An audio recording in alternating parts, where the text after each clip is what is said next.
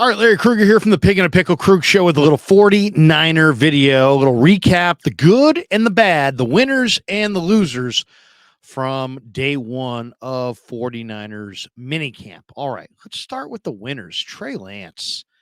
I thought Trey Lance looked good today. He finished the day 9 of 14. He threw 3 touchdowns. During a red zone 7-on-7 drill, he hit 3 of 5. All of Lance's completions resulted in touchdowns. He hit Juwan Jennings in the left corner of the end zone. He connected on 6 of his final 7 throws on the day. He completed a ball to Brandon Ayuk on a dig route off the play action. And then he probably the best throw of the day. He had a deep throw on a route to Danny Gray, which he, put right over the linebackers in the underneath coverage. And then he had a throw up the seam to Ray McLeod in front of the rookie Jair Brown. So I thought Lance overall really looked good today. That was probably the best I've seen him look this offseason. Sam Darnold also I thought looked pretty good. He finished 8 of 12. He completed 4 of his first 5 with 2 touchdowns during the red zone 7-on-7.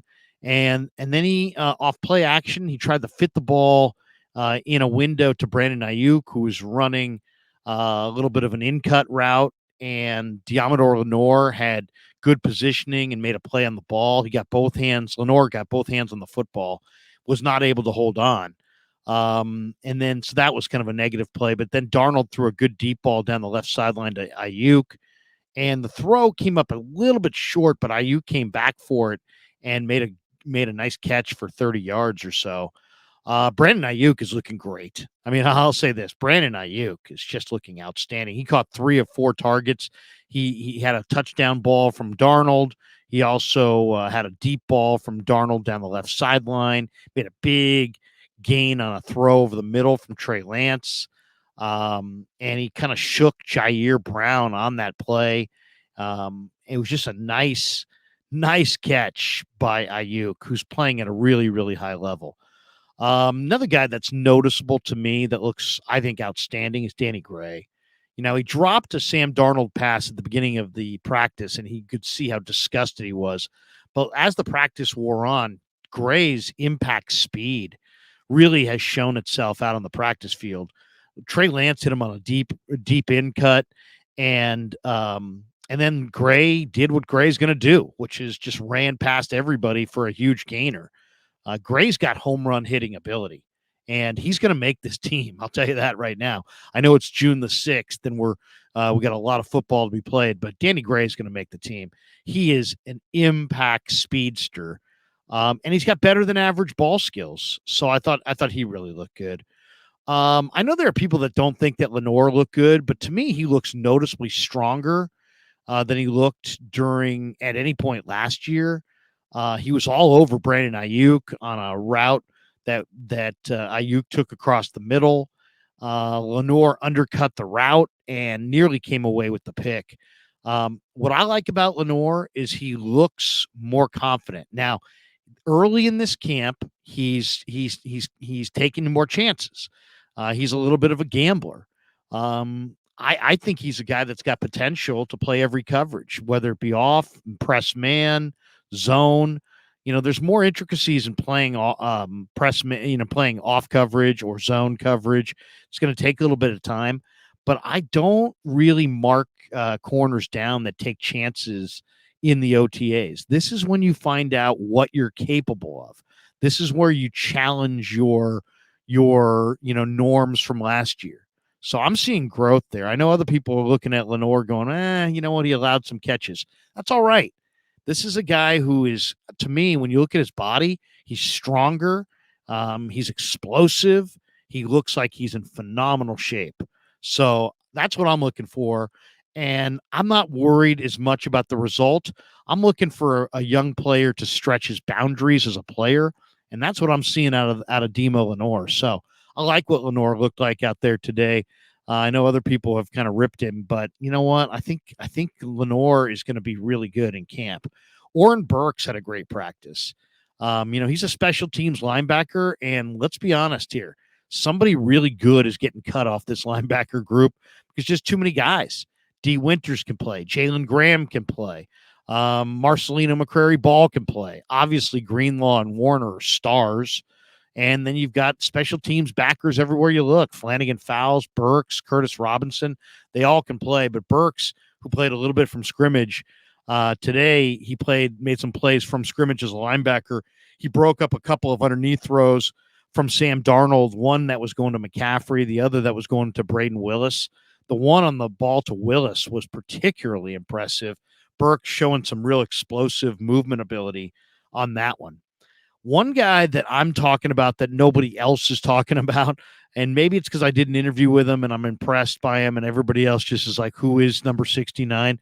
But Spencer Wagee from North Dakota State, the undrafted free agent. Is he a D tackle? Is he a D end? He is impressive. Whatever you want to call him, he is impressive.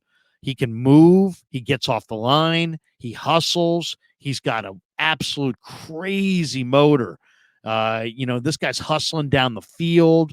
He's hustling 30, 40 yards down the field. I mean, the desire's off the charts. I think we're going to see Wagee opposite Bosa a little bit on first and second down from scrimmage in the preseason and maybe even in the regular season. I like this player. The combination of the strength, the size, the get off, the hand placement, the motor, it's all awesome. And when you look at this is, people a lot of times you don't realize what you're watching. That guy's 300 pounds and he's moving. So, I mean, to me, in some ways, Spencer Wagee is the biggest eye opener out here because he is 300 pounds and he's making plays like a defensive end. So I really love what I'm seeing out of Spencer Wagee. He gets down the line of scrimmage. He's good against the run. There was an outside zone run that he made a really nice play on a tackle on Jordan Mason. Now, out here, it's not a tackle except because Mason kept running. But the play was done, and Wagee played it exactly the way you want to play it. Shaded the outside shoulder, came off the block, and made the play. Now, in a game, he's going to tackle that player. He's going to hit Jordan Mason, and the play is going to stop, and everybody's going to notice. Today, nobody really notices because he just kind of two-hand touches him, and Mason keeps running like it's nothing happened. But in reality, he's been tackled already by Wagee. So Wagee at 300 pounds is a revelation, absolute revelation. Now, let's talk about Jordan Mason for a second. He showed some hands today. He can catch the football, and he's looking fast. This guy's 230 pounds. He looks like he's dropped a few lbs, and he is explosive. And he showed what he's capable as a runner last year. But, man, he looks strong as a runner. He's also showing hands during these OTAs. He's catching the ball naturally. He hauled in a pair of passes from Sam Darnold in the red zone.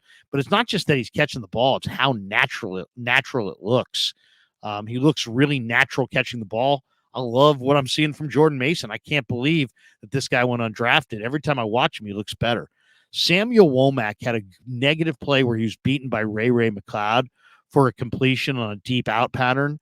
But, man, Womack is playing coverage. He looks great, too. He rebounded from that play. On the very next play, he forced an incompletion on a deep throw down the right sideline that was going from Trey Lance to Ronnie Bell. Womack is coming on. I mean, between Womack and Lenore, both those guys look outstanding to me. Another guy who showed himself today, he really is moving well. The cornerback, Deshaun Jameson, had a nice PBU on a throw from Brandon Allen to Willie Snead to save a touchdown in the red zone. He looked outstanding. Javon Hargrave went through the individual portion of the practice. I thought, he's very thick, very explosive. He didn't do the team drills, but Javon looked great in his first appearance in a Niner uniform. A definite positive for Brock Purdy. He did some running on the sideline, and Shanahan said he's still on pace to play this summer. Purdy's looking good. I said already Womack's coverage is looking outstanding. So who are the losers today? Well, I thought Elijah Mitchell, the running back missed practice for the second week in a row. According to Shanahan, he's working through some things. That's not necessarily a good sign for a guy who missed a lot of time with injuries, really, in his first two NFL seasons. Shea Wyatt was a loser today because the Niners released the wide receiver and signed a defensive end named Darryl Johnston. They're just deep at wide receiver. Wyatt wasn't going to make the team. So in some ways, he's a winner because he probably can go get a hook on somewhere else. but he's a loser as far as his Niner career comes to an end. Deebo Samuel said that he was awful last season. In some ways, that's a real winner because, he's acknowledging that he wasn't strong last year, but he also, has a lot of work to do on route running. Jake Moody missed a field goal, I think, from about 38 yards out. He was a loser today. Ambry Thomas got burned for a touchdown by Brandon Ayuk. He was one of the losers today. So a lot more winners than losers, and that's just kind of the way I see things when it comes to OTAs and minicamp. But overall, hope you enjoyed the 49er video. Thanks to Pig and a Pickle for being our title sponsor. Check them out in Emeryville and Corte Madera. And thanks to all of you for supporting The Krug Show on YouTube.